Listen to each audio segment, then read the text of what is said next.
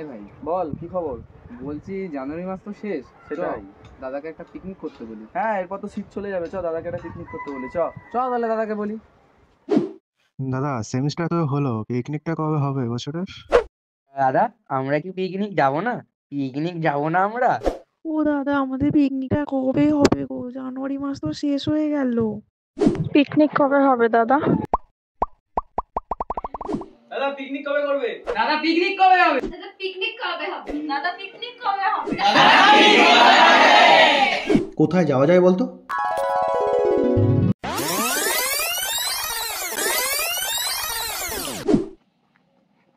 Welcome welcome, Lakshmi শীতল বাগান বাড়ি এসে গেছেন আপনারা, চলে আসুন।